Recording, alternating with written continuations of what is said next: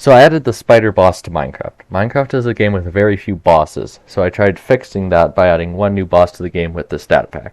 And I gave myself a challenge of completing this within 8 days, so stick around to see if I can complete the challenge or not. This idea comes in from Paulani, saying I should make a Queen Arachnid boss. My goal was to put a little twist on this. Instead of making it spawn in a normal mineshaft, which is what the suggestion suggested, I decided to make it in a new custom structure called the Basalt Mineshaft that would spawn in the Nether. So that was what I was working on during day 1. But it did not go super smoothly.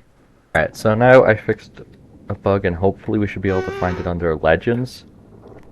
Okay, so we have the... that's a good sign though. Even though we couldn't find the structure, it's good that we have that appeared. Alright, so now, once I've done that, I should see that, oh, yeah, it definitely worked. So this was the structure I was trying to spawn in, this diamond block that's hollow.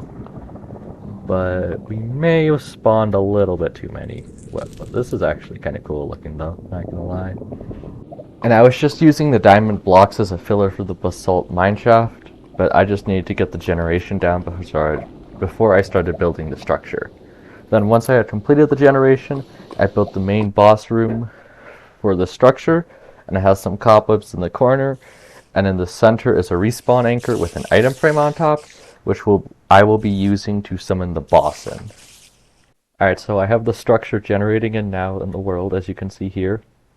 And if we fly to one of the corners, I can fly through here, and right now I only have one hallway type in. I'm planning to add some more in, and now we're in the boss room, and they go out in all 4 directions. So you can see here, I have added in all the other hallway types, and you'll see sometimes I added these little obstacles that can generate in. We have different levels, different floors. Days 2 to 3, I just created the boss's texture and walking animation. I think it looks pretty good though, and it should work well for the boss fight. Day 4, I add 3 new armor slots to the game, 2 ring slots, and a back slot. These will be important for the custom items that I'm planning this spider boss to drop, and will be helpful for future bosses that I make later on. After adding all these 3 slots to the game, I start working on the spider boss's AI. So the boss has been added to the game. If we do functions legend summon the spider boss, we will get the spider boss in game, and we can see they have a little walk animation, and if we go into survival mode, they will be hostile towards the player. Days 5 through 6, I add the special abilities and attack to the boss that I will show off at the end of the video when I fight the boss. I also made the summoning animation that you are watching right now. So you can see I have the starved boss right here, and if I kill him, he drops this new item called the Ring of Fire Protection. And what this will do is when it's in your ring slot, so either one of these, you'll get fire resistance for 10 seconds per fire protection ring while not on fire. So in short, this means if we just have one ring in, let's say, we'll get fire resistance for 10 seconds. And you can see if we jump in lava, we aren't going to take damage, but after 10 seconds, you can see this starts to count down. So, and then if we put a second ring of fire resistance in for 20 seconds, so we can stand in fire twice as long. So, what I've done now is I've added some new drops in for the Spider Queen. So if we take her out, you'll see that the camera will pan over to the center area, and you'll get these 2 items, the Ring of Poison and the Spider Back. Now, the Ring of Poison, it's when it's in your ring slot, your attacks have a 10% chance for poison ring to apply the poison effect or deal a max HP damage to bosses. So if I come up here, I put 1 poison ring in my inventory, and you see that I applied a poison with my punch there because I had the ring in my inventory. And if I was hitting a boss, I would instead deal max HP damage.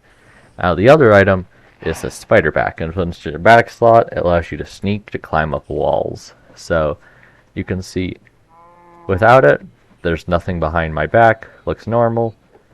But right when I put it in my back slot, you'll see I get these 2 little spider arms on my back. And what these will let me do is if I go into survival mode,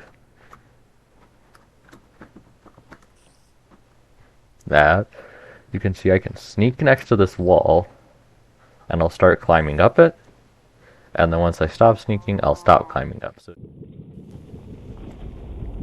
now for a simple guide on how to beat the boss. I would suggest you bring diamond armor,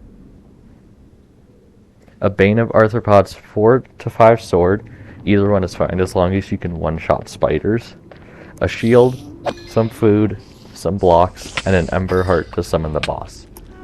The spider boss has 160 health, deals 12 damage per hit, and has 2 specials abilities. The first is whenever you hit the boss, it will summon a fiery spider that is hostile. And the other ability is that every 15 seconds it will shoot a cobweb at you. If you get hit by this, it will place a cobweb on your feet, and you'll also be poisoned and weakened until you can escape the cobweb. So if the spider boss has a few spiderlings, and you get hit by this is a very deadly attack.